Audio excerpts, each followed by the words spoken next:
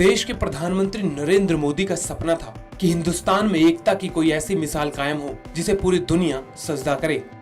उनका इस सपना तब पूरा हुआ जब गुजरात में 182 मीटर ऊंची सरदार वल्लभ भाई पटेल की एक बेमिसाल मूर्ति बनाई गई, जिसे नाम दिया गया स्टैचू ऑफ यूनिटी।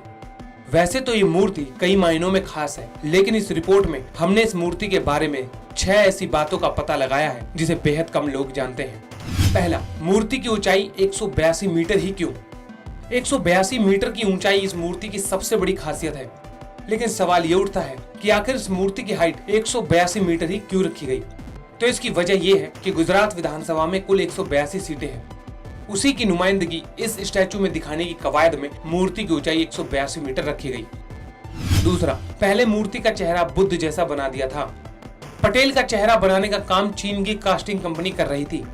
ऐसे में उन्होंने पटेल का चेहरा बुद्ध जैसा बना दिया था। उसके बाद दोबारा नए सिरे से काम कराया गया और तब जाकर पटेल का असली चेहरा बना। तीसरा, मूर्ति का चेहरा 30 फीट, हाथ 70 और पैर 85 फीट के। मूर्ति की भव्यता का अंदाजा इस बात से लगाया जा सकता है कि इसका चेहरा 30 फीट, हाथ 70 फीट और पैर 85 फीट लंबाई के हैं। ऐसे में 182 मीटर ऊंची ये मूर्ति 7 किलोमीटर दूर से नजर आने लगती है। चौथा, इस मूर्ति जैसी हूबहू एक और मूर्ति भी है। इस मूर्ति के मूर्तिकार राम विश्व सुतार का कहना है कि इस मूर्ति की हूबहू छोटी मूर्ति उन्होंने पहले ही बना रखी है, जो कि अहमदाबाद के एयरपोर्ट पर लगी है। उन्होंने सरकार को मूर्ति सुझाई थी, जिसके बाद सरकार की तरफ से उन्हें ऐसे ही मूर्ति बनाने का काम मिला। पांचवा, सबसे कम समय में बनने वाली सबसे बड़ी मूर्ति। स्टैचू ऑफ यूनिटी के निर्माण में 5 साल यानी 60 महीने का समय लगा। इससे पहले दुनिया की सबसे ऊंची मूर्ति चीन में बुद्ध की थी, जिसे बनाने में 60 साल लगे। ऐसे में स्टैचू ऑफ यूनिटी सबसे कम समय में बनने वाली दुनिया की सबसे बड़ी मूर्ति है।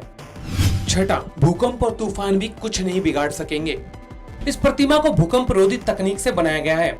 इसे ऐसे डिजाइन किया गया है कि 6.5 की तीव्रता का भूकंप और 220 किलोमीटर प्रति घंटे की रफ्तार वाली हवाओं का भी इस पर कोई असर नहीं होगा।